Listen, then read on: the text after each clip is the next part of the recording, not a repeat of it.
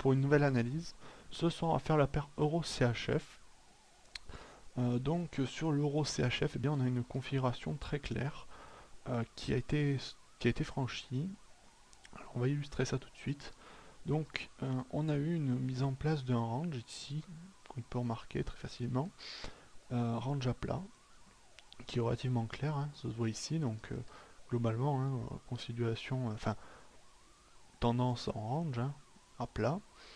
Avec plusieurs tests au niveau du support, plus bon, c'est à peu près c'est équivalent, enfin s'il y en a autant à peu près si on trace grossièrement, mais on a eu 3 points de contact ici. Je vous mets un petit peu parce que ça sert à rien de prendre que la moitié graphique. Voilà. Donc on a eu 3 points de contact sur le support ici, c'est très clair, c'est très propre. Et on a eu une cassure en dessous à ce niveau-là, donc la semaine dernière, et une accélération baissière confirmant cette cassure. Donc pour moi c'est très clair, c'est clairement baissier sur la paire. Parce que ici, eh bien, on a une formation. Globalement, on voit, globalement, on n'arrive pas à casser pendant un petit moment. Là, on bloque vraiment. On a des impulsions haussières, mais on bloque successivement sur ces plus hauts et vraiment de manière efficace, je dirais.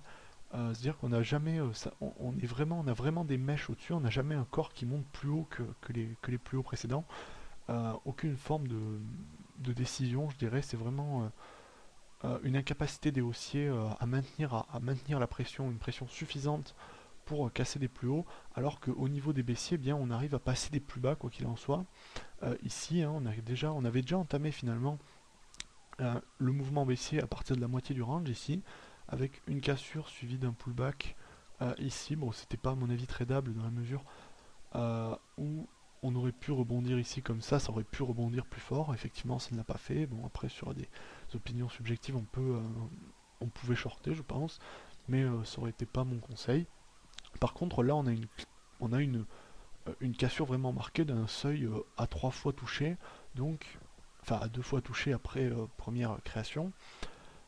Et ensuite, eh bien, on n'a pas grand chose, on n'a plus que ce plus bas en dessous, ici, pour potentiellement faire du support.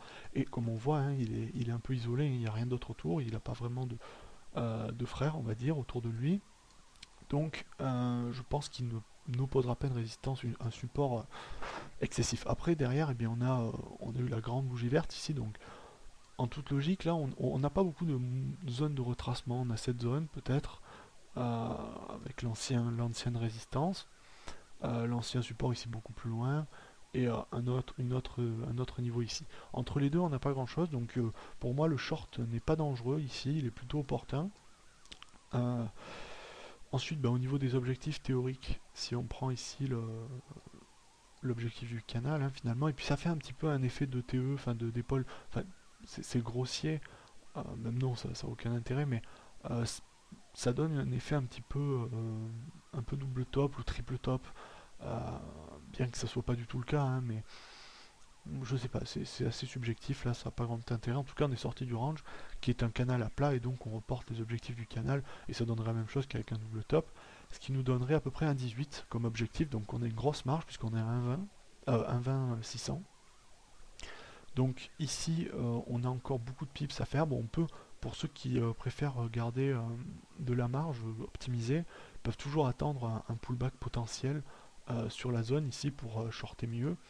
Après, moi je pense que dès maintenant on peut le faire, mais c'est subjectif évidemment. Ça dépend de la stratégie. Si on est vraiment, en fait, en fonction des objectifs théoriques, quand on voit la taille des objectifs théoriques, on se dit que ça va, on peut shorter maintenant et garder un bon ratio. En plaçant son stop au-dessus de la résistance, ça va, on a de la marge. Par contre, si on a vraiment envie de jouer stop serré, là évidemment il faudra attendre euh, un petit rebond aussi pour shorter sur le retracement. Sinon, comme je disais, donc on avait eu avant un petit peu, on pouvait anticiper, hein, puisque comme je vous ai dit ici, on pouvait anticiper déjà avant. Je sais pas si on pouvait tracer de la droite de tendance, peut-être pas. Non, bon là on pouvait tenter un petit jeu. On avait une sorte de double zone ici, mais on avait qu'une droite par 2 points, donc j'aime pas trop. Mais ici on avait un petit peu double zone où on pouvait déjà shorter, mais je pense que c'était assez dangereux dans la mesure où on avait ces 2 points de support. Voilà. Après, que dire il n'y a pas vraiment d'autres éléments puisque avant on a eu une zone assez chaotique ici, enfin assez brutale sur cette période, qui pour moi, bon, a créé, l'avantage c'est que ça a créé des plus bas et des plus hauts, mais très, très clairs. C'est-à-dire qu'il n'y a pas de, il n'y a pas plein de petits bruits. Là, on a vraiment certains niveaux de plus haut et de plus bas qu'on identifie aisément ici, mais en dehors, on n'a rien. Évidemment, le niveau qui pourrait potentiellement se situe à peu près, qui pourrait faire un peu support, ce serait par là. Vous voyez cette zone, donc un petit peu avant les objectifs théoriques, enfin dans la zone des objectifs théoriques, puisqu'on a du support ici, on a du support ici, de la résistance ici, et de la résistance ici, puis une cassure ici. Euh, donc s'il y avait une zone clé, je dirais, euh, pour un rebond potentiel, ça serait celle-là. C'est-à-dire que si on entre dans cette zone et qu'on repart clairement à la hausse, je pense qu'il faudra faire attention et potentiellement couper des positions à ce niveau-là, même prématurément des objectifs théoriques.